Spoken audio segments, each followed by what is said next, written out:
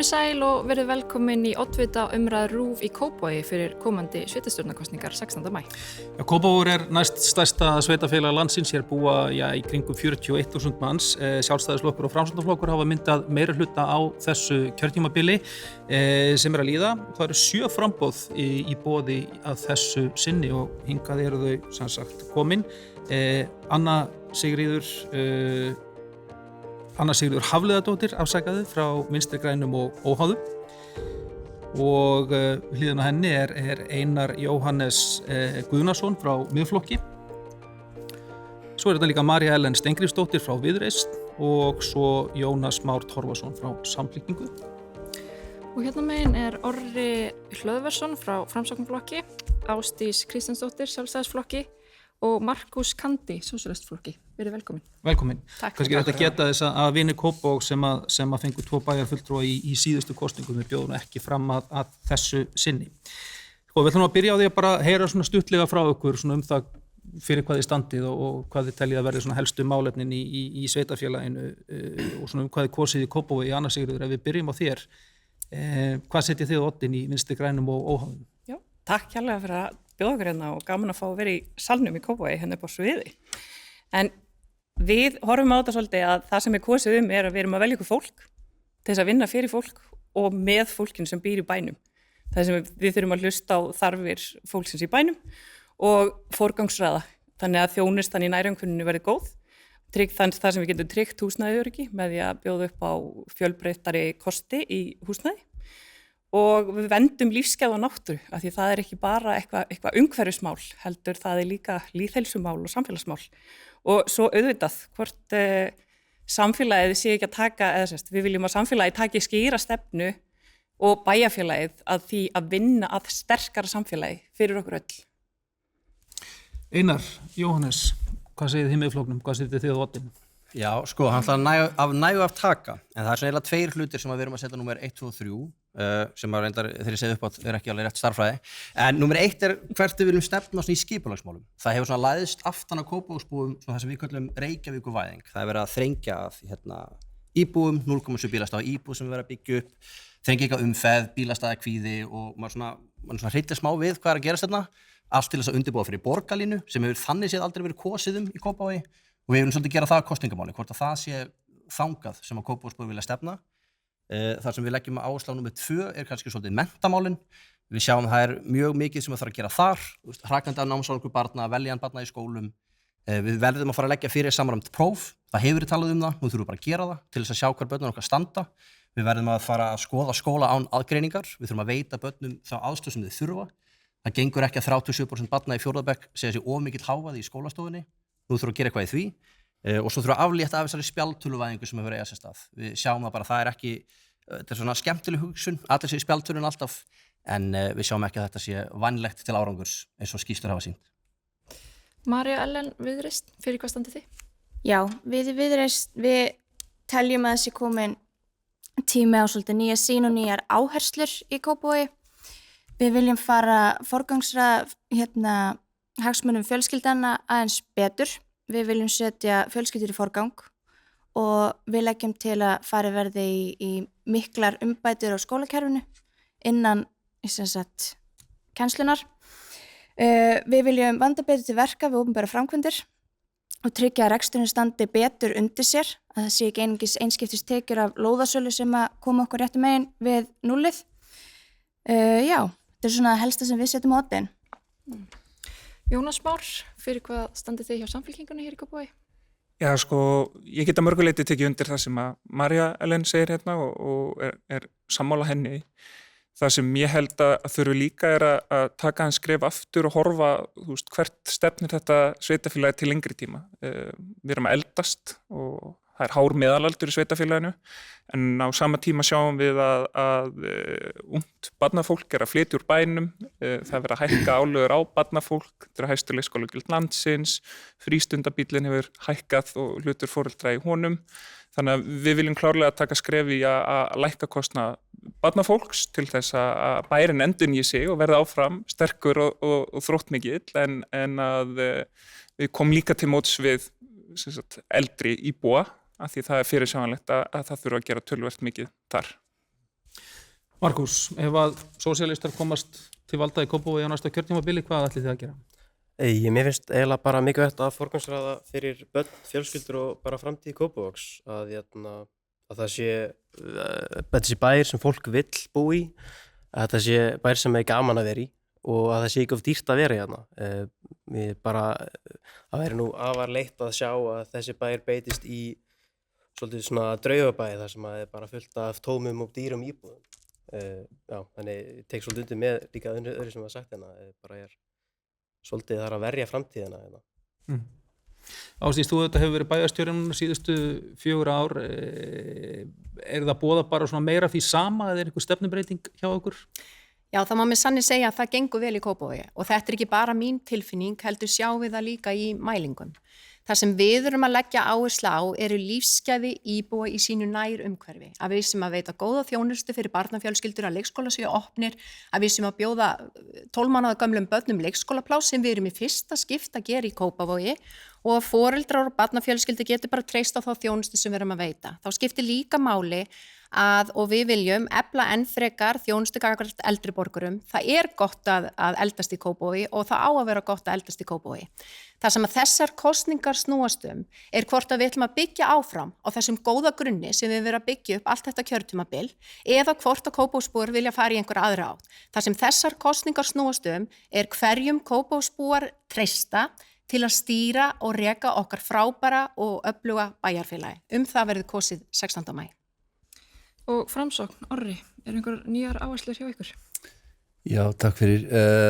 Mér langaði nú bara áður en svara að byrja því að bjóða mótframbjóðundur mína velkomin til leiks. Takk fyrir það. Hlakka til að eiga orðræðuna í næstu vikum. En ég held ég geti bara svarað því já, meira af því sama næstu skref. Og við Framsóknarflokkurinn á langa sögu hérna í Kópavogi. Það eru 64 ár síðan hann komst fyrst í meirihluta í bæjarfélaginu og af þeim 64 hann búin að vera 55 í meirihluta. Þannig að ef að Kópavogsbær góðu bær sem við erum öll saman þá hlýtur Framsóknarflokkurinn að eiga sinn þátt í því. Þannig að kosningarnar, það snúast fólk, það snúast íbúana í bæjarfélaginu, það snúast það að veita þjónustu sem hentar fólkinu á hverjum tíma, hún breytileg, samfélaginu þróast og við þurfum að vera á tánum, fylgja því eftir. Þannig að kosningar snúast fólk. Það mitt svar. Nú erum við öll svona búin að hitta raddböndin aðeins og segja okkur svona frá þessu helsta. Við ætlum að kafa það svona í nokkur málefni. Já, og við ætlum að byrja á leikskólamálunum. Þau verða fyrirferðarmikil fyrir þessar kosningar og Kópavogsmódelið umdeilt. Fyrirkomulagið þannig að vistun fyrir 6 tíma á dag gjaldfrjáls og eftir 6 tíma greiðir fólk töluvert hærra gjald en tíðkast í öðrum sveitarfélögum. María Ellen, þú skrifaði grein á Vísi fyrir helgi þar sem þú boðaðir sanngjarnari gjaldtöku. Hvað áttu við með því? Ætlar að lækka gjöldin ef þú kemst til valda? Já, takk fyrir. Já, ég vil sjá leikskólagjöldin í Kópavogi verða lægri. Ég hef svolítið hort til Akureyrar og Hafnarfjarðarbæjar þar sem að farið var í sambærilegar breytingar á tímanum, eða dagvistunartímanum. Þar voru leikskólagjöld hins vegar ekki hækkuð með sama móti og voru gert hér. Leikskólagjöld eru allavega síðast þegar ég tók saman þessar tölur 120.000 krónum lægri en í Kópavogsbæ þar segja yfir árið. Ég vil sjá að við færum svolítið, tökum smá skref tilbaka varðandi þessar gjaldskrá og sjáum hvort við getum ekki reynt að koma eins betur til móts við fjölskyldur því þetta eru mjög há gjöld og hafa mikil áhrif á fjölskyldur. Við viljum einnig sjá þessi börn sem að bíða eftir leikskólaplássi og eru í hjá dagforeldrum eða í annari öðruvísi dagvistunarúrræðum. Við viljum sjá að það veri komið líka til móts við þann hóp með auknum fjárstuðningi þarinn, þannig að mögulega gætu kannski foreldrar sem eru ekki konum með leikskólapláss verið að borga sambærilegt og inn í leikskólanum eftir 12-13 mánaða. Það er út að búa á aukin útgjöld, þið búin að kostnaða með þetta eitthvað? Nei, en við ættum náttúrulega þetta að vera að bjóða öllum börnum sem verða 12 mánaða leikskólapláss. Og ég tel það ekki vera fyrirstaða að aðstoða fjölskyldur í kjölfar fæðingarorlofs, þegar fæðingarorlofi lýkur, að koma betur til móts við þau svo þau geti komist aftur inn á vinnumarkað og þau eru alltaf sjálfsögðu útsvarsgreiðendur líka. Jónas, þið í samfélkingunni kynntuð svona svokallað útspil, voru með fund hérna í Kópavogi þar sem meðal annars kynntuð hugmyndum 50.000 króna hámarksgreiðslu fyrir fjölskyldur þegar kemur að plássum í leikskóla. Hver kostnaður við þetta loforð hérna í Kópavoginum? Við áætlum að þetta séu svona 244 milljónir í mestalagi, mjög líklega minna en það. Og bara eins og við komum hérna fram hérna, ég hef verið kritískur á Kópavogsmódelið, ég veit alveg hvað Ásdís segir, skilur hún hérna vill ekki fara aftur í fyrra horf og að það sé hræðileg mönnun og eitthvað, en það er náttúrulega enginn að tala um það. Það er verið að tala um að koma til móts við foreldra sem upplifa mikinn kostnað, hækkandi kostnað hérna í bæjarfélaginu. Það eru önnur sveitarfélög að ná að taka inn 12 mánaða gömul börn án þess að fara í þessa gjaldtöku. Gott dæmi til dæmis Mosfellsbær sem tekur líkinn 12 mánaða núna í ár og þar eru lægstu leikskólagjöld á landinu. Það kostar meira að vera með 1 barn í 8 tíma á leikskóla í Kópavogi heldur en 2 í Mosfellsbæ. Þannig að það er alveg klárt, það þarf að endurskoða gjaldtökuna og það er ekki eins og það sé búið að finna eitthvað heilagt, einhverja heilaga gjaldskrá hérna í Kópavogi. Það er alveg hægt að gera tilraunir með að breyta henni til þess að koma til móts við þessar fjölskyldur. Við höfum til dæmis sett áherslu á systkinafsláttinn, að færa hann upp í 100%, af því að þessi kostnaður kemur auðvitað fyrst og fremst niður á fjölskyldum sem eru með mörg börn. Þau eru ekkert endilega með hærri tekjur að þau eru með mörg börn, sko. Þannig að ég held að við þurfum að gera betur í að koma til móts við og lækka kostnað barnafólks og það er alveg hægt að gera það án þess að við stefnum einhverjum ávinningi hérna í bænum, hvað var þar sko starfsaðstæður leikskólastarfsfólks í einhverja mikla hættu og það er bara vonleysi að halda öðru fram að það sé ekki hægt að gera það. Það er verið að gera annars staðar. Það má líka alveg koma hérna inn á það að þú veist, með innleiðingu Kópavogsmódelsins þá var auðvitað verið að koma til móts við starfsaðstæður inn í leikskólanum og það er vel. Það er bara mjög gott að aðstæður þar inni bæði fyrir starfsfólk og börn séu betri. En á sama tíma hefur ekki mátt taka samtalið við foreldra og skoða hvort það sé hægt að koma betur til móts við þennan hóp. Ásdís. Já. Niðurstaða könnunar Vörðu, rannsóknarstofnun vinnumarkaðarins meðal félagsmanna BSRB og ASÍ Kópavogsmódelið. Þar kom meðal alls fram að margir foreldrar upplifa breytingarnar hafa fyrst og fremst verið gerðar út frá fjárhagslegum hvötum sveitarfélagsins fremur en velferð barna. Er þetta ekki bara vísbending að sé ekki almenn ánægja með þessar breytingar, sérstaklega meðal foreldra? Já, þetta er enda rannsókn sem var gerð með viðtölum við 20 foreldra. Við erum sjálf með okkar eigin kannanir, það sem við erum að spyrja 1500 foreldra leikskólabarna hvort þau séu ánægð með þjónustuna og ánægðin hefur að aukast ár frá ári. Það er vissulega ekki rétt að þetta sé gert í einhverjum fjárhagslegum tilgangi vegna þess að 90% af raunkostnaði við rekstur leikskóla er greitt af Kópavogsbæ. Þannig að kostnaðarþátttaka foreldra er þarna í kringum 10% og hefur alltaf verið. Það sem að mér finnst skipta máli í þessu samhengi er þann árangur sem við erum að sjá með Kópavogsmódelinu. Kópavogsmódelið varð ekkert til í einhverju tómarúmi. Það var mikið samráð og bæði við foreldra, við starfsfólk, við pólitíkina sem og líka stéttarfélögin. Og það sem að þegar við fórum í þessa kerfisbreytingar fyrir 3 árum, að þá auðvitað vorum við með ákveðið markmið árangur. Og þennan árangur eru við að ná með Kópavogsmódelinu. Við erum að bjóða í fyrsta skipti Kópavogi börnum 12 mánaða leikskólapláss. Við erum með full mannaða leikskóla. Við erum með enga lokunadaga og það verður auðvitað að setja verðmið á þetta þegar verið er að tala um það að það er að fara í einhverja aðra átt og lækka leikskólagjöldin. Hvað kostar þá fyrir foreldra ef við þurfum að senda börn heim sökum manneklu eða veikinda? Hvaða kostnaður er fólgin í því líka ef að börn fá ekki leikskólapláss fyrir rúmlega 20 mánaða eins og við erum að sjá í Reykjavík? Og það sem að ég sé að Samfylkingin er að gera með því að setja svona þak á leikskólagjöld, að það er verið að boða Samfylkingamódelið úr Reykjavík og það er ekki eftirspurn eftir slíku módeli í Kópavogi. Þá finnst mér líka mikilvægt að halda til haga því að hér er verið að ræða leikskólagjöldin og það er ekki rétt að þetta eru langsamlega hæstu leikskólagjöld á landinu. Við erum bara með svipuð leikskólagjöld eins og í Garðabæ. Og það er jafnframt verið að bjóða leikskólabörnum þar 12 mánaða leikskólavist. Við erum samt sem áður að grípa tekjulega á heimili og það var alveg lykillinn að því að við fórum í þessar breytingar að við myndum grípa vel tekjulega á heimili vegna þess að við erum með rúma afslætti, bæði fyrir einstæða foreldra sem og tekjulág heimili. Og það skiptir líka máli í þessu samhengi. Markús, þið hjá sósíalistum viljið væntanlega lækka greiðslu foreldra vegna leikskóla. Hversu mikið? Ég ætla ekki að tala hversu mikið, bara að það hægt að lækka þetta. Ég meina, stundum það bara skynsemi og gott að lækka kostnað þessu þjónustu. Hún bara mikilvæg, börnin vel nýtast þess. Það hægt að skoða margar upphæðir en það almennt hægt að lækka þetta. Þetta ekki eitthvað of flókið að gera en það náttúrulega að rósa fyrir kerfið sem Þetta bara auðrýnandi á marga vegu. En það þarf náttúrulega að leggja það að styðja við þessa fjölskyldur sem hafa minna bakland. Það megi ekki gleymast og við viljum ekki með þessum kostnaði fæla í burtu ungar fjölskyldur. En við skilir rétt, þú ert þess að svona í grunninn sáttur við módelið sem slíkt? Eins og ég segi, brautrýnandi en það alltaf hægt að laga hana. Það þarf að, þú veist, eins og ég segi, lækka á kostnaðarmet. Þetta þarf ekki að vera svo dýrt, eins og ég segi, sumir góða hluti kosta pening. En það sem kannski skiptir máli í þessu samhengi líka að hlusta á starfsfólki á leikskólanum.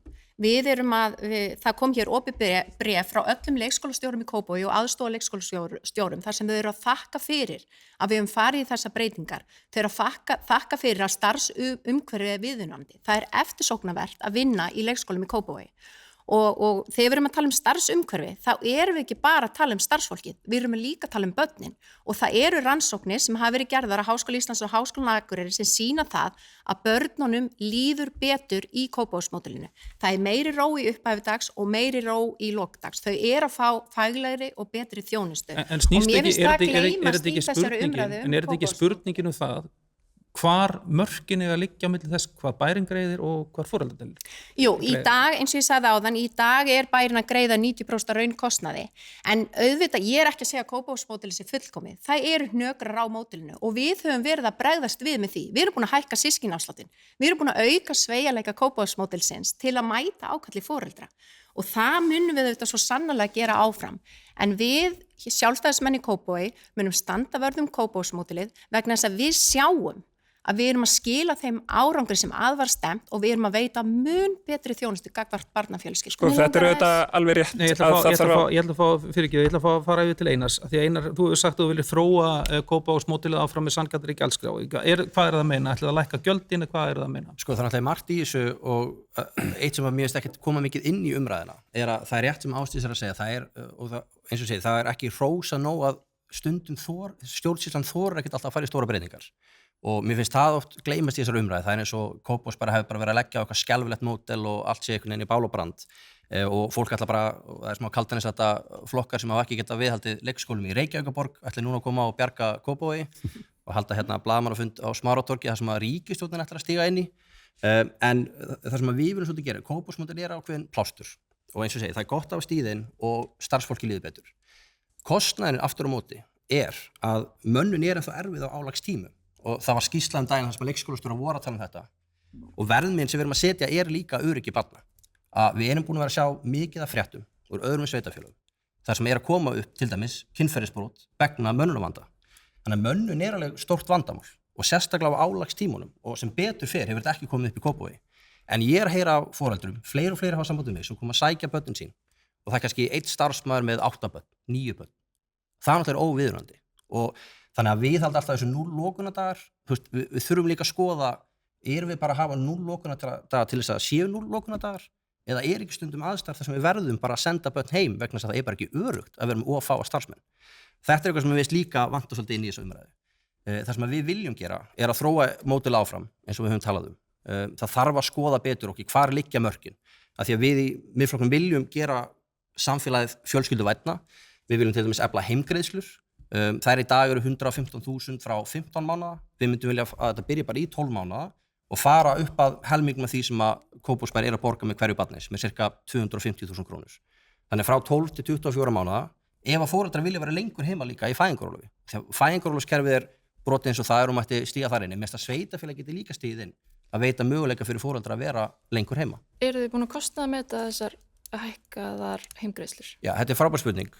Nú ég held ég komin á 3. mánuð að bíða eftir tölum frá Kópavogsbæ leikskólamálin. Ég búin að vera þrýst á þau upplýsingarbeiðni, þar sem við erum ekki með bæjarfulltrúa, höfum við ekki sama aðgang, þannig að það er alltaf verið að íta frá að segja mér hversu mörg eru á biðlista og allt þetta, þannig að það er erfitt að kostnaða með þetta, en þetta eru ykkur nokkur 100 milljónir með við okkar útreikninga. Orri, sko, þið í meirihlutunum, eruð þið algjörlega sammála hvað varðar leikskólamálin eða viljið þið breyta eitthvað áherslunum? Ég heldur betur 100% sammála þarna og við framsvona fólk höfum verið náttúrulega með formennsku í leikskóla nefnd, allt kjörtímabilið og höfum voru með þetta sem okkar eitt helsta stefnumál í síðustu kosningum að gera umbreytingu á kerfinu. Því að það er bara einfallega þannig að því að við komum að þessu fyrir 4 árum síðan eftir COVID og styttingu vinnuvíkunar að kerfið var komið í þrot. Og þegar þú kemur að einhverju sem komið í þrot þá verður að bretta upp ermar. Og það gerðum við og sem betur fyrir náðum að gera á stuttum tíma með miklu samræði við umhverfið, gríðarlega miklu samræði. Þannig að sáttin var góð í grunninn og kynningin var góð í grunninn. Við höfum aldrei sagt að þetta kerfi sé heilagt. Við höfum alltaf verið opin fyrir því að búa til aukinn sveigjanleika, vaktavinnum fólk, tekjutengingarnar í axlir í staðinn fyrir að koma bratt niður einni tröppu og svo framvegis og framvegis. Þetta er allt komið fram í umræðinni. Þannig ég er mjög stolt fyrir Kópavogsmódelinu og ég held að við höfum svona svolítið slegið tóninn í leikskólaumræðu bara á landsvísu með þessu módeli. Segjandi það er ekki gatalist. Það sem ég vil hins vegar að koma hérna fram til viðbóta það sem að félagi mínir hér við borðið hafa sagt að sko ég vil núna vil ég meina að sveitarfélögin allavega mörg hver hafi stigið skref, að við tekið djarfar ákvarðanir og stigið skref. Ég vil skora á aðalega vinnumarkaðins að koma miklu sterkar inn í leikskólamálin vegna þess að það má eiginlega segja að leikskólastarf í landinu sé sniðið að þörfum vinnumarkaðarins frekar heldur en þörfum fjölskyldna. Hvað ertu að meina með að vinnumarkaðarinn komi meira inn í þetta? Ég vil bara sjá miklu sterkari ákvæði í kjarasamningum ykkur ívilnanir, tilslakanir og annað fyrir fólk sem með ung börn. Mér finnst það bara að vera afsakið sletti bara no-brainer. Ég hef sjálfur ekki fyrirtæki í mörg ár og tekið inn marga kjarasamninga í gegnum tíðina. Ég minnist þess ekki að það hafi verið áherslupunktar hér mundið svo til börnunum sem að fólkið ykkar á, ungu börnunum heima. Þannig að ég skora á vinnumarkaðinn. Vinnumarkaðurinn brást reyndar nokkuð við, sérstaklega verkalýðshreyfingin. Ég verður því miður að segja frekar neikvætt við í heildina. Ég átti von á því að við myndum fá meira að klappa baki frá ákveðnum forkólum þar. Það eru þó undantekningar á því. Það eru verkalýðsleiðtogar sem ég tel að hefi góða innsýn inn í leikskólamálin sem að hafa stutt þetta módel. Þannig að áskorunin er komin út. En, ég maður skjóta einu sinni inn í starfsmenn Landspítalans, það er ekkert að vera að fara að semja við þá að stytta vaktir eða þeir sem að vinna í landhelgisgæslunni eða svoleiðis, þannig að ég held að þetta sé ekki alveg raunhæf krafa, en ég samt sammála orra í því að sem samfélag þá þurfum við að hlúa fjölskyldum og það er margt líka í okkar stefnum sem einmitt miðar að því að fjölskyldufólk. Við þurfum að halda tíma. Einar, Jóhannes, Anna Sigríður, þið segið í stefnu ykkar að leikskólar og grunnskólar séu eitt stærsta jöfnunartæki sveitarfélagsins. Hvað þýðir það? Eru þið fylgjandi Kópavogsmódelinu? Takk fyrir góða spurningu. Þú svona nokkurn veginn kjarnar þetta nema ég vil segja, mér langar að byrja samt að segja, ég er svo ánægð með leikskóladóttur minnar og þá þann stuðning og þá kennslu og allt sem þar fer fram, bara þvílíkur þroski og bara það hún eigi sitt samfélag með sínum vinum, þetta er yndislegt og þetta er eitthvað sem við verðum líka að hafa í huga. Af því að eins og þú segir, þetta er ekki bara starfsaðstæður starfsfólksins heldur, þetta eru líka aðstæður barnan okkar, þannig að við verðum líka að hafa það svolítið í huga að við erum að byggja upp þarna ákveðið samfélag barnan okkar. En mér finnst svolítið hafa týnst í þessari umræðu, hvert var upphaflega hlutverk leikskóla? Hvers vegna vorum við að þessu til þess að byrja með? Við vorum að þessu til þess að báðir foreldrar komist út á vinnumarkaðinn. Í kerfinu eins og það er núna, og þetta hefur verið staðfest, reyndar ekki, ég hef ekki fengið tölur úr Kópavogi, en þetta hefur verið staðfest með tölum á Austurlandi, þar sem að það eru konur, það voru 100% konur sem minnkuðu starfshlutfall. Þetta er bara ekki þróun sem við viljum sjá hér í Kópavogi, af því að við erum samfélag þar sem við viljum ekki rýra atvinnumöguleika kvenna bara því að við erum að þrýsta með brjálæðislegri verðstýringu á það að fólk stytti tíma. Við þurfum að gera okkur grein fyrir því, við búum í Kópavogi, fólk starfar allt höfuðborgarsvæðið og jafnvel víðar, að fólk þarf að geta komist að sækja börnin sín, ekki í sauðvitnandi og í einhverjum algjörum leiðindum, geta sinnt sinni vinnu og ferðast. Það er ekki raunhæft á 6 klukkutímum og jafnvel ég sé ekki fyrir mér að ég myndi vilja taka það á 6 klukkutíma og svo klára vinnuna kvöldið. Má ég aðeins grípa þennan bolta vegna þess að ég er algjörlega sammála að leikskólakerfið okkar er grunnstóð jafnréttis og þess þá heldur var svo mikilvægt að við myndum fara í þessa breytingar til að varðveita og koma í veg fyrir að vera molna undan leikskólakerfinu og það skiptir auðvitað máli út frá jafnrétti að við erum að bjóða 12 mánaða gömlum börnum leikskólavist. Það skiptir líka máli fyrir báða foreldrana að foreldrarnir geta treyst á þessa þjónustu, að við séum ekki að loka og það séu engin lokunadagur í Kópavogsmódelinu. Þetta er líka eitthvað sem skiptir máli fyrir bara hina venjulegu fjölskyldu sem eru auðvitað bara að fara að láta daginn sinn ganga upp. Já, en það eru ennþá lokunadagar. Þeir eru bara fyrirfram ákveðnir. Og það er gríðarleg pressa á starfsfólk að halda deildunum opnum. En það sem er mikilvægast í þessu, er að við erum að skapa hvata með kerfinu. Og það er hægt að gera það með jákvæðum hvötum eða neikvæðum hvötum. Til dæmis eins og í Mosfellsbæ, það sem er verið að taka inn 12 mánaða börn og það sem eru lægstu leikskólagjöld á landinu, að þá eru jákvæðir hvatar til þess að minnka mönnun. Hérna í Kópavogi, það er 30 tíma vistun, gjaldfrjáls, ef þú ræður við það og það er jákvætt. En hvað þú getur það ekki? Hvað þú ert með 8 tíma vinnudag, þá er það refsað harkalega með hæstu leikskólagjöldum á landinu. Og þetta er eitthvað sem þarf að endurskoða og að láta eins og það sé ekki hægt án þess að allt fari í bálabrand er uppgjöf. Við gætum haldið áfram að tala Ég verð samt að fá aðeins að þú nefndir áðan að 90% af raunkostnaðanum leggst á sveitarfélagið. En ef við endurskoðum bara allt leikskólakerfið í heild sinni og hugsum, við þurfum að styðja við foreldra, við þurfum að styðja við fjölskyldur, við viljum tryggja það við sem að byggja upp einstaklinga og byggja upp einstaklinga sem þurfa að vera tilbúnir fyrir grunnskóla, eins og með eldri barnavinnu og slíku.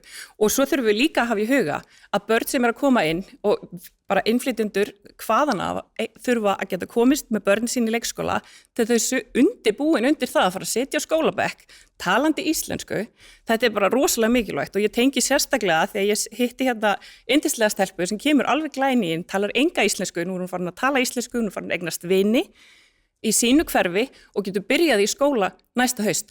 Þannig að við þurfum, í mér finnst það bara lykilmál hér að skoða hvort við getum ekki gert síðasta árið í grunnskóla, í leikskóla, algjörlega gjaldfrjálst, byrjum þar, að þá erum við að færa þetta í átt að því, eins og í útspili Kristrúnar, í átt að því að gera leikskólan að raunverulegu fyrsta skólastíð. Ég verð samt aðeins að grípa þetta vegna þess að ég er algjörlega sammálaður að við viljum líka innflytjendur að börn á erlendu bergi munu koma inn í leikskólana og það er nákvæmlega sem breytist með Kópavogsmódelinu. Við erum að sjá það að börn innflytjenda er í auknu mæli núna að koma inn í leikskólana vegna þess að þau eru að nýta sér 6 tímana gjaldfrjálsa. Þannig að það er einmitt breyting sem gerðist með Kópavogsmódelinu og er alveg óboðslega mikilvægt fyrir okkar samfélag. Ég fagna því. Já, við verðum að halda áfram og við ætlum að færa okkur svona aðeins frá leikskólunum en kannski halda áfram að tala um svona velferðar og skólamál. Ég ætla kannski að biðja ykkur að hafa stuttsvör núna. Þetta er heitasta karteflan sem við vorum að tala. Já, ég áttum á því, en svo við komumst nú yfir ýmislegt. Sko Ásdís, þið gengu nú lengst allra held ég hvað var þar allavega boðun á samræmdum prófum í grunnskólum og segja að skólarnir í Kópavogi er vera leiðandi í umbótum í skólastarfi. Hvaða frekari breytingar eru það að boða? Það sem við erum að boða er að við viljum sjá fleiri samræmd stöðupróf og nú erum við til dæmis vera að nefna það að við viljum sjá samræmd stöðupróf sem snýra náttúrufræði. Við viljum líka sjá skýrari svona námsmælikvarða, samræma betur námsmat milli skóla. Við erum jafnframt að boða það að úlingarnir okkar, við heyrum það að úlingarnir okkar eru að kvart undan því að þau ná ekki fingrasetningunni út af því að við erum með iPad í skólum Kópavogs. Við viljum sjá fartölfur og úlingastígi. Við viljum endurhugsa stuðning inn í skólasamfélaginu okkar, inn í skólana, samfara breyttu samfélagi.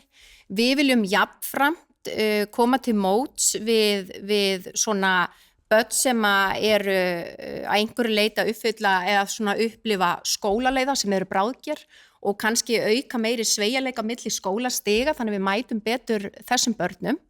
Það sem skiptir öllu máli hjá okkur í Kópavogi að við erum með frábæra skóla. Við erum með framúrskarandi skóla sem hafa verið að leiða áfram svona framþróun samfara bara breyttu samfélagi. En við þurfum alltaf að vera á tánum og við þurfum að hlusta á skólasamfélagi. Við þurfum að vera í góðu samráði og samtali við skólasamfélagið okkar og það auðvitað það sem við ætlum að gera áfram. En það eru svona ýmsir þættir sem að við viljum bregðast við annars vegar til að mæta ákalli kennara en ekki síður til að mæta ákalli nemenda og foreldra í okkar samfélagi. Markus, þið segið í ykkar stefnu að það er að hlusta betur á reynslu og þarfir eldri borgara. Bærinn er að þjóna fólki á öllum aldri og tryggja að enginn verði skilinn eftir. Hvernig ætlið þið að tryggja það? Það er náttúrulega bara að Kópavogur ekki að leggja alveg nóg mikið púkinn fyrir það aldraða. Það við tala mann sem að vinna að þjónustu við aldraða, frístundar á svona sviðinu. Hann aðalega að borga upp á einu vasa, þannig það er ekki rosalega mikið að koma frá Kópavogi hvað varðar að styðja við þómstundariðkun hjá aldruðum. Það eitthvað gönguhópar, eitthvað svoleiðis, alltaf ókeypis, en ef þú vilt fá eitthvað með, þá þetta bara þetta eigið kostnaður, þetta eigið nesti. Það er ekki almennilega að vera að mæta fólkinu. Jónas, þið leggið líka áherslu á eldri borgara í stóra útspili Samfylkingarinnar. Viljið þið stórefla heimaþjónustu og eða biðlistum eftir hjúkrunarrýmum. Eru þetta raunhæfar áætlanir?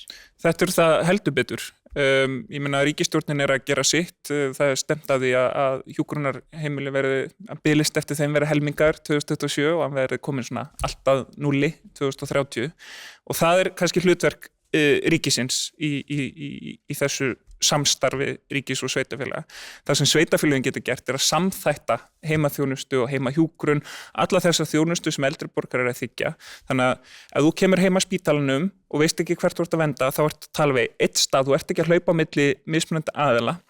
Þú nýtir krafta sveitafélagsins miklu betur og þetta byggir á tilraunaverkefni sem hefur verið svona hér og þar landið, meðal annars í Mosfellsbæ sem heitir Gott að eldast og hefur þótt reynast gríðarlega vel. Það ekki búið að gera þetta í Kópavogi og er bara eitthvað sem stórbætir þjónustuna og gerur hana gríðarlega mikið skilvirkari á vettvangi sveitafélagsins. Ég geti kannski glatt Jónas með því að við erum einmitt í samtali við ríkið að fara inn í þessa samtættu þjónustu. Gott að eldast, við óskuðum eftir því upphaflega, þetta tilraunaverkefni en okkur var hafnað, við vorum kannski of stórt sveitafélag. En við erum í samtali núna og ég tek heilsögur undir það að þetta er algjörlega mikilvægt fyrir okkar eldri bæjarbúa. Þetta sé svona einfald og auðvelda þeirra lífi og þetta sé allt á einum og sama stað. Orri, þið segið að þið ætla að leggja miklu áherslu á fjölskyldufólk fyrir þessar kosningar, hvernig birtist það? Já, það birtist sjálfsögðu bara í gegnum okkar fyrir þjónustu í leikskólum og grunnskólum en einnig í íþrótta- og æskulýðsmálunum sérstaklega og þar höfum við beitt okkur mjög vel á líðandi kjörtímabili og reyndar í langa tíð hérna í Kópavogi. Það gríðarlega vel staðið að uppbyggingu íþróttamannvirkja í sveitafélaginu. Við höfum lengi verið í forystu á landsvísu hvað það varðar og ég held að við höfum staðið okkur bærilega á þessu kjörtímabili með því að bæta ekki síst á vallarsvæði Breiðabliks hér í Kópavogsdal og við erum með áformum uppbyggingu upp í Kór, nýjan knattspyrnuvöll þar fyrir HK. Við erum í samtali við Hestamannafélagið Sprett uppbyggingu á félagsaðstöðu þar sem að tryggir lægri þröskuld fyrir ungt fólk til að komast inn í hestamennsku og þá eykur þá möguleika á samstarfi í grunnskóla og menntaskóla. Við höfum stutt vel við baki á íþróttafélögunum okkar. Við beittum okkur fyrir því í síðustu kosningu framsóknarmenn að yngstu árgangarnir fengu frítt í íþróttir og það hefur raungjast í því að fyrstu 2 íþróttaárgangarnir í kerfunum okkar eru með gjaldfrjálsan aðgang að íþróttum og tómstundum. Þannig að þarna tel ég komandi sjálfur úr þessu umhverfi að það sé gríðarlega mikilvægt að standa vel að málum og ég telur sem að gera það. Einar Jóhannes, þið leggið áherslu á að fólk sem komið á aldur geti búið lengur heima. Hvernig ætlaði að gera það? Pabbi sagði mjög góða setningu við mig nýverið. Hann sagði, það betra að vera elstur í ræktinni heldur en yngstur á hjúkrunarheimilinu. Og mér finnst það svo góð setning og ég held að þannig virkir stefnan okkar að það eru svo mörg svona úrræði sem að mér finnst virkna velja frábært framtak. En svo eru eldri borgar sem kannski vilja bara fara sjálfur og þess vegna viljum við skoða til dæmis bara upptöku frístundastyrks fyrir eldri borgara sem vilja kannski fara í osti og strong eða bara í líkamsrækt til þess að hvetja þau til að hreyfa sig og líka bara virka kannski fjölskyldu meðlimi. Ég meina það kostar mikið að fá til dæmis heima þjónustu.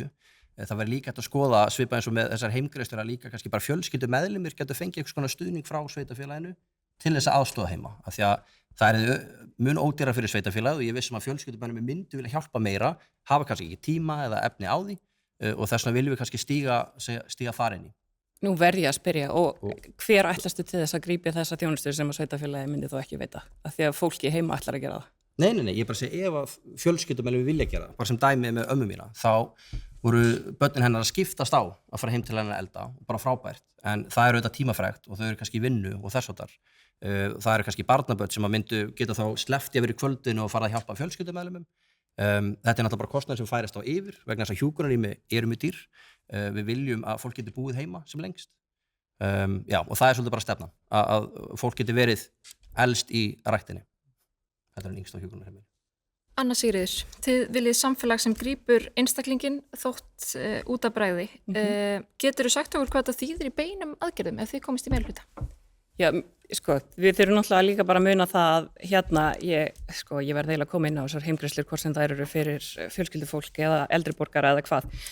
Þessar heimgreiðslur eru líklegar til þess að ýta undir það að konur taki enn frekar ábyrgðina á sig á þeim störfum sem eru utan vinnumarkaðar. Það styður ekki þeirra framfarir á vinnumarkaði, það styður ekki í aukna tekjuöflun og slíkt. Ég vil bara við ræðum þetta. Þú trúir ekki að frelsi kvenna til að velja? Vissulega trú ég á frelsi kvenna til að velja. Það er ekki að skipta konur til að taka heimgreiðslu. Það er bara verið að segja að foreldrar geta valið. Einar, það er staðreynd að heimgreiðslur og slíkur plástur á leikskólavandan fellur frekar á konur heldur en aðra. Fellur á konur, já. Konur eru óumdeilt líklegri til þess að sitja eftir heima. Heimgreiðslur líkt og Miðflokkurinn að boða. Þetta er eins og þessi verið að boða það að sveitarstjórnir fari að lengja fæðingarorlofið. Þessar greiðslur eru hins vegar styrkur. Þetta eru ekki tekjur. Konur greiða ekki skatta, Þurfum að halda áfram. Fá ekki lífeyrisréttindi. Við trúum bara einfaldlega eins og með fæðingarorlofið og heimgreiðslur, þá trúum að frelsi foreldra til að velja. Ef þeir gátu ákveða að eignast barn saman, þá hljóta geta ákveðið hvernig þau ætla að skipta þessu á milli sín. Þú fá aðeins að halda áfram þræðunum hérna í spurningunum. Nákvæmlega, ég var bara kom inn á þetta. En já, grípa einstaklingin, þetta snýst í minna auðvitað viljum við öll búa í samfélagi þar sem okkur er andum hvert annað, við finnum að við tilheyrum og það að samfélagið eða sveitafélagið taki það hlutverk að sér að bjóða trausta þjónustu fyrir öll, þjónusta sem virka bara fyrir suma, hvort sem það er í leikskólamálum, inni í velferðinni, aðstoð við eldri borgara, hvað sem það er, þá þarf þetta að vera fyrir okkur öll. Marja. Þú sagðir í grein á Vísi að foreldrar bíða eftir þjónustu og ungar fjölskyldur flytja úr bænum. Hvernig ætlið það að breyta þessu? Já, við sjáum það að í fyrsta sinn í langan tíma hefur ungu fólki, þar sem fættu á bilinu 1990 til 1999, hefur verið að fækka í bænum og okkur þykir það að vera áhyggjuefni. Og maður spyr sig hvers vegna það sé. Við erum með hæstu leikskólagjöld á landinu og við erum með rosalega mikið að biðlistum. Það eru margar fjölskyldur á biðlista eftir hinum ýmsu úrræðum og þjónustu og við viljum fara að bregðast við þessu. Við þurfum að setja fjölskylduna í forgang og við þurfum að forgangsraða grunnþjónustu og lögbundinu þjónustu sveitafélagsins því það kostar svo mikið að gera þetta ekki vel. Við viljum stórefla grunnskólana. Við viljum fara að eiga betra samtal við kennara sem eru að brenna út. Það er bara mikið ákall frá kennaristéttinni að við bregðumst við. Við viljum kortleggja betur stöðu nemenda með stuðningsstarfir, fjölga sérfræðingum inn í skólunum. Það þarf ekki að þýða endilega aukinn fjöldi stöðugilda, heldur mögulega er hægt að fara einhverja tilfærslur. Við verðum að koma okkur upp innan Kópavogsbæjar sér úrræðum fyrir börn sem þurfa á því að halda og vilja. Við erum með sérúrræði á höfuðborgarsvæðinu í Arnarskóla og Klettaskóla og það er stór hópur af börnum sem bara því miður kemst ekki þar af. Já, við ætlum aðeins að skipta takt. Skipulagsmálin eru áberandi í kringum þessar kosningar, að minnsta kosti hérna á höfuðborgarsvæðinu og það hafa verið nokkur átakamál í Kópavogi tengt skipulagi á kjörtímabilinu. Uppbygging miðbæjarins í Hamraborg, byggð fyrir eldri borgara í Gunnarshólma og svo Smáralindasvæðið. Já, og það er auðvitað allt spurningum líka vaxtarmörk höfuðborgarsvæðisins og þetta snýst auðvitað íbúðu uppbyggingu og fjölgun íbúða Einar. Sko, þið hafið töluvert rætt skipulagsmál, mér sýnist svona að hjá miðflokknum bara heilt yfir, sé þetta nú kannski eitt af stórum málunum í sveitarstjórnarkosningum. Og ég skilða þannig að þið séu kannski ekki mjög hrifin af þéttingu byggðar. Hvar viljið þið byggja? Það alveg til eitthvað sem heitir hófleg þétting og það ekki hóflegt að til dæmis á bílaplani Smáralindarinnar sé að fara að koma núna háreist byggð, þar sem átt að vera 18 íbúður, núna 8-10, það ekki hóflegt það sem að vera að gera í Hamraborginni, þar sem að núna aftur að koma háreist byggð, þar sem að það frábært tækifæri til að búa til flottan kjarna en það ekki bara verið að tróða fleirum og fleirum og þú myndist nú ekki á Kársnesið á Hafnabrautinni, þar sem að bara eins og bílastæðakirkjugarður með bílum út allt. Það til eitthvað sem heitir hófleg þétting, þú getur prófað að fara upp í efri byggðir, þá getur þú séð svona fallega þétting þar sem eru grænsvæð á milli. Það bara það sem við viljum tengja í. Það hefur enginn verið að biðja borgarlínuna, það hefur aldrei verið kosið það hérna og ég held að það séu bara margir kjósendur núverandi meirihluta sem að það hefur eiginlega bara brugðið að það hefur verið skrifað upp á þetta og ef maður horfir á þessa þéttingareiti þá tengjast allir borgarlínunni. En hvar sérðu fyrir þér framtíðar uppbyggingu í Kópavogi? Því að nú eru vaxtamörkin til að mynda, ef þau halda sér, þá er ekkert mikið pláss eftir fyrir Kópavogi. Já, í fyrsta lagi þurfa að berast fyrir því að afnema þessa vaxtamörk. Það eru handónýtt. Það er númer 1 og 3.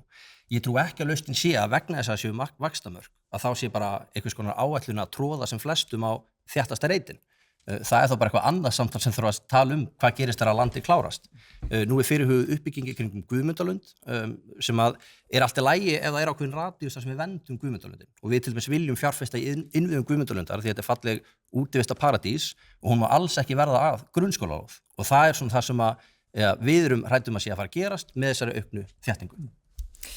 Orri, Einar kom aðeins inn á áformin þarna við Smáralindina til að mynda varðandi hæð húsana við Silfursmára hefur verið svona umdeilt. Hafið þið klúðrað skipulagningu hverfisins?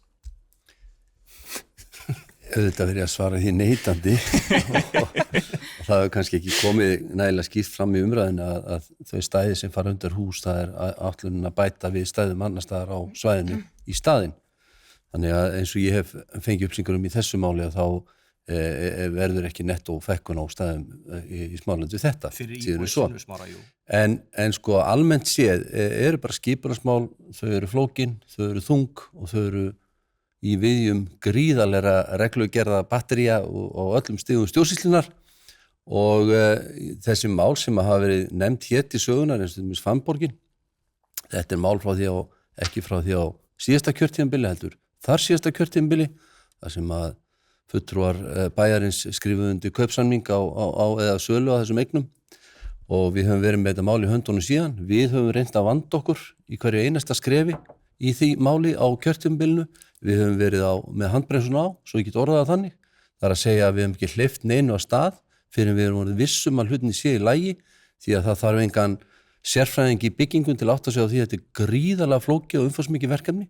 En hvað sér þú fyrir þér svona framtíðar íbúðuppbyggingu í Kópavogi? Það eiginlega öllum ljóst að innan núverandi vaxtamarka þá það auðvitað Vatnsenda hlíðin og byggðin í kringum Elliðavatni, það sem eftir að henni, það svona það stærsta sem við eigum eftir, en það ekkert gríðarlega mikið land og þess vegna mikilvægt að ráðast í einhvers konar endurskoðun á vaxtamarkunum til að tryggja það að við getum þó til lengri tíma vaxið í Kópavogi. Já, Marja, eitt af því sem hefur verið deilt á þessu kjörtímabili er þessi byggð fyrir eldri borgara við Gunnarshólma. Þið virðist ekkert verið neitt sérstaklega hrifin af þeirri hugmynd. Nei, við erum ekkert mjög hrifin af þeirri hugmynd.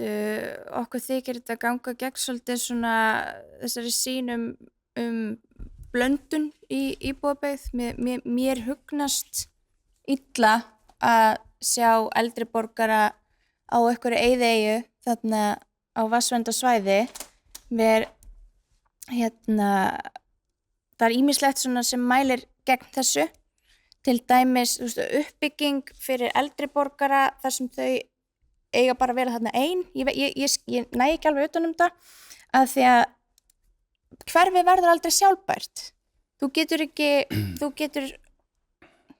getur hæglega rekið þarna grunnskóla eða eða nærþjónustu, það þyrfti erfitt að skipuleggja almenningssamgöngur. Einnig teljum við bara að blönduð byggð sé töluvert betri kostur. En í stuttumáli, hvar sjáu þið fyrir ykkur að svona framtíðar uppbyggingin verði í Kópavogi? Já, ég segi nú bara líkt og aðrir, þú veist, það alveg ljóst að við erum ekki með mikið af byggingalandi eftir. Ég myndi vilja sjá samtal við höfuðborgarsvæðið í kjölfar kosninga, þar sem að við getum rætt aðeins framtíðar uppbyggingu höfuðborgarsvæðisins. Við erum að verða uppiskroppa með lóðir og land til þess að byggja á. Þannig já, ég myndi bara vilja taka samtal. Má ég eins fá að grípa þennan bolta af því að það skiptir máli. Hér verið að ræða barnafjölskyldur áðan og að börn sé að flytja úr Kópavogi. Við erum sannarlega elda sem þjóð en það mikilvægt að halda til haga samkvæmt þjónustukönnun Gallup sem kemur á hverju einasta ári. Þá mesta ánægjan að aukast einna mest gagnvart barnafjölskyldum og þjónustu sveitafélagsins gagnvart barnafjölskyldum. Hér unga fólkið svolítið að tala gegn frekari uppbyggingu en það einmitt það sem við þurfum vegna þess að við Ég að tala gegn einangrun eldri borgara. Afsakið, nú ég með orðið og bara vil ef það í lagi að ég fá að klára. En það skiptir máli þegar við erum að skipuleggja Kópavogsbæ að huga því hvernig við getum nýtt þessar fáu lóðir sem eftir eru. Jú, við erum í þéttingaverkefnum hér á Kársnesinu og í Fannborginni en eins og Orri segir að þá höfum við verið að vanda vel til verka og verið í góðu samtali og samráði við okkar íbúa. Hins vegar verðum við auðvitað byggja á stærra svæði þannig að við getum byggt hagkvæmara og meira til að mæta þörfum barnafjölskyldna og annara sem vilja búa í Kópavogi. Það eftirsóknarvert að búa í Kópavogi. Fólk vill búa hérna og þess vegna verðum við að huga því hvernig við getum mætt þörfum þeirra. Og það sem framundan hjá okkur, sem ótrúlega skemmtilegt með Kópavogsbæ, við erum að breytast úr því að vera sér litli bær í að vera lítil borg. Og það sem að uppbyggingin sem framundan í Hamraborginni og Fannborginni og á Smárasvæðinu, þetta eru miðbæir. Við erum loksins að fara að fá miðbæjar kjarna í Kópavogi og svo sjáum við sjálfstæðismenn fyrir okkar við ætlum líka að efla þjónustu í Efribyggðum Kópavogs og byggja þar lýðheilsu og þjónustu kjarna í kórnum. Þetta nú sagt bara fyrir hver einustu kosningar. Þetta er það sem að Kópavogsbúar eru að kalla eftir. Þau vilja að þau geti sótt sína nær þjónustu, að það sé verslun á þjónustu og líf á svæðinu og það er það sem ótrúlega áhugavert að huga svona til framtíðar að þá erum við að fara að breytast í bara litla borg. En hvernig hljómar þetta saman við Eyðeyju fyrir eldri borgara? Já, mér svolítið áhugavert þú segir Eyðeyja, þetta er 5 mínútna fjarlægð frá Hólmsheiði og það sem við erum að huga þarna lífsgæða kjarni fyrir eldri borgara.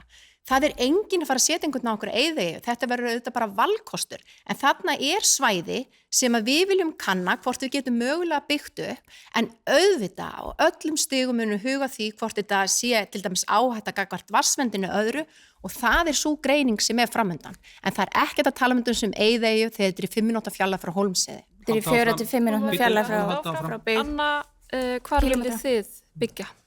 Já, mér langar að koma áður en að við ákveðum hvar við ætlum að byggja, heldur við þurfum að ákveða þetta út frá hagsmunum íbúa, ekki verktakana. Við þurfum að hafa skýra sýn. Hlutverk bæjarins að hafa skýra sýn hvar eigi að byggja, fyrir hvern á að byggja og hvers konar húsnæði eru við að byggja. Af því að við höfum það í huga að við séum að byggja húsnæði sem að hendar fólki ekki bara sem ákveðin mikinn pening eða getur sótt í ákveðin mikinn pening hvort sem það til foreldra eða annara aðila í kringum sig. Að við þurfum að tryggja það að þetta sé í lagi og áður en við þurfum að byggja meira þá vil ég líka við bara aðeins mér finnst rosa gott að heyra að við viljum hafa öflugt líf í kringum og öflugt líf í hverfunum okkar af því það að eiga kjarna í hverfinu sinni þar sem getur rölt yfir og farið í búðina og hitt félagana þína að spila borðspil og fá sér kannski pítsu eða hvað sem eða hoppa eftir leikinn og öll fara saman. Já, en það sem við þurfum að tryggja líka að hafa þessa sterku kjarna en líka áður en við byggjum að það séu innviðir og þjónusta til staðar. Þannig að fólk flytji ekki bara inn í eitthvað hús og ekkert til staðar í dag. Þannig að við þurfum frekar fókus á það og byrja þar og taka svo skrifin. Ég ekki að segja að við séum ekki að fara að byggja meira því það mjög mikilvægt en þar eigum við líka að hafa í huga þéttingarsvæði og þróunarsvæði, ekki bara það að stækka lengra út. Markus, Sósíalistaflokkurinn hefur mikið talað óhagnaðardrifna íbúðabyggingu. Eru þið að leggja áherslu það í Kópavogi og hvernig mun það birtast?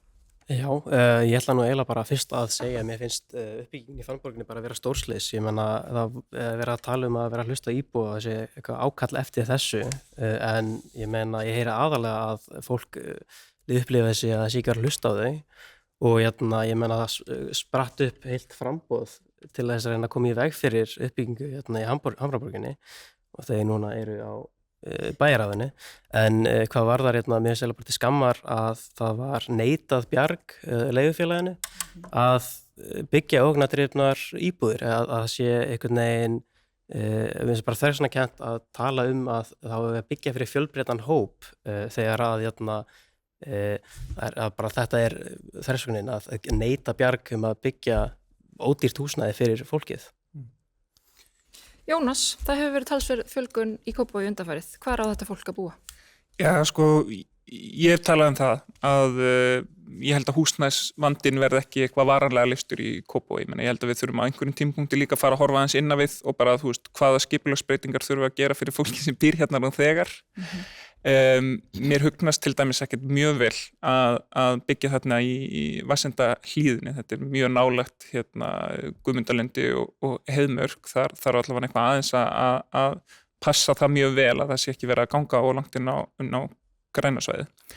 En staðreyndin einhvern veginn svo og að rekstur Kópavogsbæjar farin að treysta á mikið á tekjur af þessum lóðaúthlutunum og innheimtu byggingaréttagjalda. Yfir kjörtímabilið það 3 milljarða króna halli án þessara einskiptisaðgerða og þess vegna komin svo sterkur hvati fyrir bæjarfélagið að halda áfram að byggja, halda áfram að úthluta lóðum, halda áfram að þétta, af því að það bara forsenda þess að við rekum hérna bæjarfélagið, því að hann stendur annars ekki undir sér sjálfur og þetta hefur hækkað húsnæðisverð og þannig að ég held að þau eitthvað aðeins að fara að skoða það líka. Það búið að skapa hvata fyrir Kópavogsbæ bara til að selja bara sófan úr íbúðinni til þess að reka heimilið, en maður notar það sem hliðstæðu. Jónas, hvernig getur þú haldið þessu fram? Þegar vorum að skila núna árinu 2025 einum besta rekstri í 18 ár. Já, 400 milljónir halli án einskiptisaðgerða. Ef þú mínusar frá, dregur frá lóðaúthlutanir og tekið vegna þeirra, þá reksturinn að skila hátt í 5 milljörðum. Heildarskuldir og skuldbindingar að lækka, afkoman jákvæð.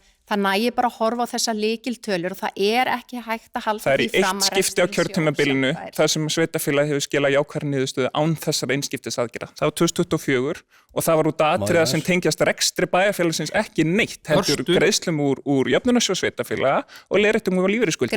Það er engin undur og stórmerki að gerast í rekstrin hérna í Kópavogi. Orri örstutt. Já, bara mér finnst alltaf svo gaman að heyra á málflutning fráfarandi minnihluta og Jónas alltaf greinilega taka við að við erum alltaf að taka eitthvað debatt staðreyndir sem standa á blaði í ásetningi sem gerður samkvæmt alþjóðlegum reikningsskilastöðlum og ég hef afgreitt marga ásetningi gegnum tíðina en aldrei lent í svona túlkunarglöðu umhverfi á ásetningi eins og pólitíkin en það kannski bara þess að menni eru með pólitísk gleru þegar að lesa reikningin. Ég fullir bara að teka undir með bæjarstjóra Ásdísi að reksturinn bara í góðu standi og þessi neikvæða niðurstutala á rekstrarreikningi á kjörtímabilinu sem hefur komið fyrir reiknaða stærðir eins og kallar, fjármyndamyndunin góð, við erum að framkvæma fyrir 7,5 milljarð á síðasta ári og tökum ekki krónu í lán, einhverstað koma þessi peningar inn í það. Tóku ekki krónu í lán ekki á síðasta ári, ekki lán engin. Við erum að lækka skattir. Þannig að ég skil ekki þessa umræðu að við þurfum að vera eyða tíma í þetta. Marg endurnýjar yfirdráttarheimildir hjá hinum á þessum böngum. Það bara fjárstýringaraðgerðir sem okkar fólk í á hverjum tíma. Það samt sem að lántaka. Reksturinn stendur ekki undir útgjöld. Það ekki minn punktur sá, það ekki nema að sé að selja bara pólitíska túlkanir á reikningum frá endurskoðanda. Og til að bara botna þetta, þá hefur verið að skila ávinninga góðum rekstri í lækkun fasteignagjalda sem eru þau lægstu á höfuðborgarsvæðinu. Við erum búin að lækka fasteignagjöld 260.000 krónur á hvert heimili í Kópavogi. Fasteignagjöld hafa ekki lækkað og á sama tíma eru hlutir eins og gatnagerðargjöld að hækka sem hefur bein áhrif 100% inn í kjörtímabilið. Það er áhugavert að hlusta á meirihlutar segja að fasteignagjöld hafa lækkað, minnihluti segir þau hafa ekki lækkað. Ég held að heimilin sjálf staðreynd að fasteignagjöldin mín hafa hækkað 20%. á þessu kjörtímabili. Er það ekki út á hækkuðu fasteignaverði? Hver hefur verðbólgan verið? Ekki 20%. Ekki 20%. Það er búið að lækka fasteignagjöld 260.000 krónur á hvert heimili. 260.000 krónur sitja eftir í vasa heimila. Við komumst ekki, þið þurfum að halda áfram að, þið þurfum að halda áfram að ræða þetta næstu viku, því að tíminn hjá okkur er hlaupin frá okkur. Ég verð að fá örstutt svar við spurningu, sko, að því að meirihlutin í Hafnarfirði sem líka skipaður Framsókn og Sjálfstæðisflokki sagði það hérna fyrir viku að þeir vildu endurskoða samgöngusáttmála höfuðborgarsvæðis. Ég eiginlega að biðja já og nei svar núna. Viljið þið endurskoða þennan sáttmála? Ég viltu stutta langt svar? Mjög stutt, já eða nei. Ég ætla ekki að útiloka það í framtíðinni verðan endurskoðandur, en það er kannski ekki þörf fyrir að gera akkurat í dag. Ásdís. Við þurfum bara að huga því hvað er best fyrir Kópavogsbúa og best fyrir Kópavogsbæ. Samgöngusáttmálinn er mjög góður fyrir Kópavogsbúa vegna þess að við erum að fá mikilvægar stoppvegaframkvæmdir inn í bæinn okkar, sem og líka við erum að huga því að efla almenningssamgöngur og það er rangt sem Miðflokkurinn hefur haldið fram eins og við séum að innleiða einhver Reykjavíkurleið. Skipulagsvaldið er hjá okkur.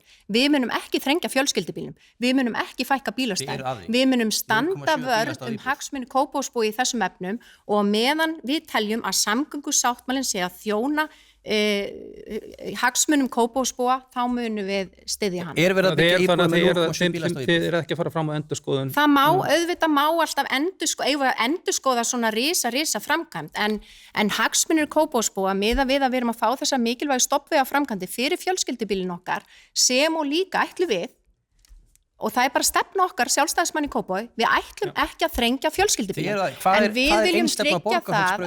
við viljum tryggja það að Kópavogsbúar geta komist til vinnu og í skóla og bara veri ekki fastir í umferð. Það er að loka beygjuverslun, 0,7 bílastæði á íbúð, hvernig þetta ekki að þrengja fjölskyldu? Hvaða lausnir er það Nei, fyrirgefðu, hérna, við viljum ekki að tala um þetta, bara örstutt viljið þið, hérna megin viljið endurskoða samgöngusáttmálann? Nei eða já?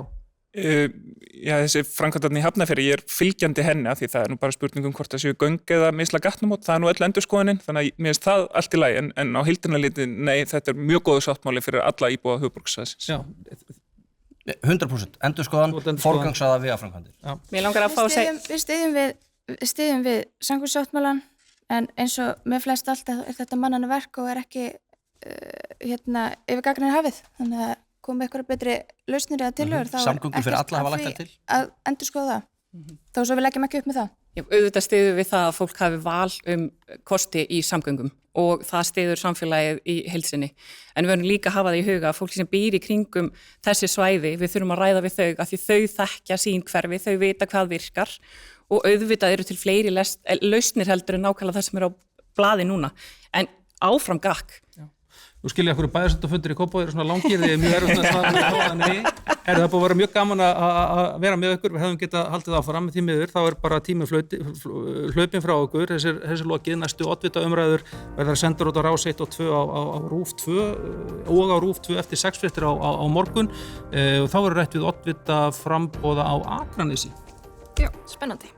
Takk fyrir og verið sæl. Bless.